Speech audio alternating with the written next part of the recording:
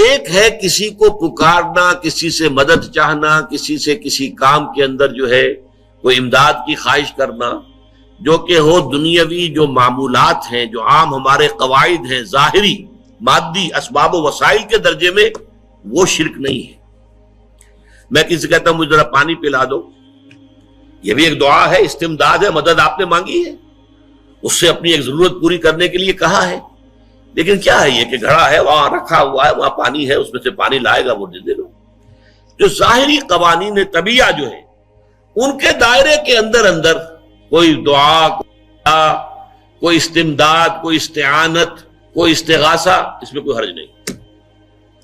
غیبی اعتبار سے کسی کے ساتھ بھی کوئی دعا کی جائے گی اللہ کے سوا، وہ شرک ہے۔ وہ استدعا ہو، استغاثہ ہو، استعانت ہو، استمداد ہو، استنصار ہو، کچھ بھی ہو، غیبی طور پر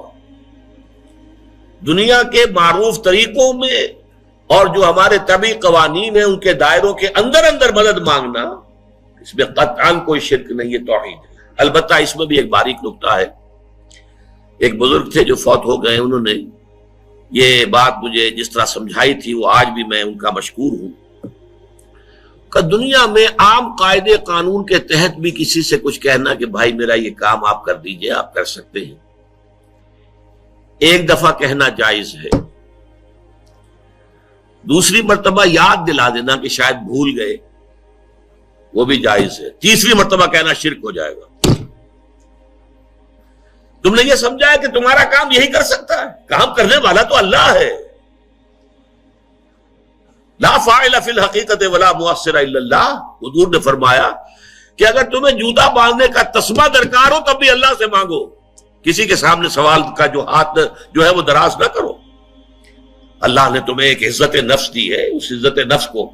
ڈھیلا نہ بناؤ، کسی کے سامنے جو ہے اپنا ہاتھ پھیلا دینا، اپنی عزت نفس جو ہے تو ختم کر دینا ہے، مت مانگو کسی سے کچھ۔ لیکن یہ کہ ٹھیک ہے دنیا میں کام چلتا ہے۔ حضور کا شکی شان تو یہ تھی کہ اگر آپ سواری پر ہوتے تھے اور آپ کی چھڑی گر گئی تو سواری کو بٹھا کے اس سے اتر کر چھڑی خود اٹھاتے تھے، آپ کسی اپنے ساتھی سے یہ نہیں کہتے تھے کہ میری چھڑی پکڑا دو گے۔ آپ کی تو غیرت کا عالم جو ہے وہ بہت بلند تھا، بہت بلند تھا، بہت بلند تھا۔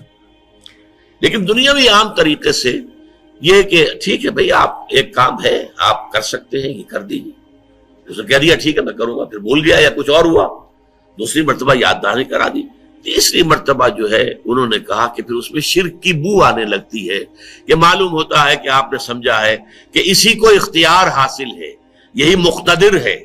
اسی کو آپ کا کام کرنے کا جو ہے وہ پوری قوت اور قدرت حاصل ہے، اور یہ چیز جو ہے یہ شرک کی بو اس میں سے آنی شروع ہو جاتی ہے۔ لیکن یہ ہے معاملہ سارا جو اسباب عادیہ کے تحت، اس سے ماورا آپ کسی کو نہیں پکار سکتے۔ دیکھیے سب سے بات نکتے کی بتا دوں آپ کو، فرشتے کو تو ہم مانتے ہیں نا،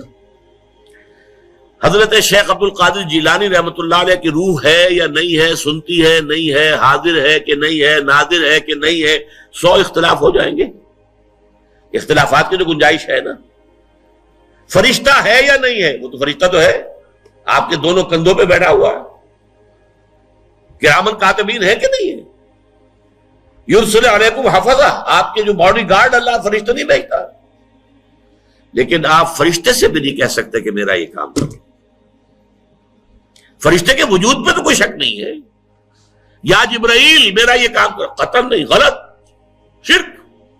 لا تدعو مع اللہ احدا، اللہ کے سوا پکارنا کسی کو نہیں ہے، دعا کسی سے نہیں ہے، استغاثہ کسی کا نہیں ہے، استعانت کسی سے نہیں ہے، استمداد کسی سے نہیں ہے، استنصار کسی سے نہیں ہے سوائے اللہ۔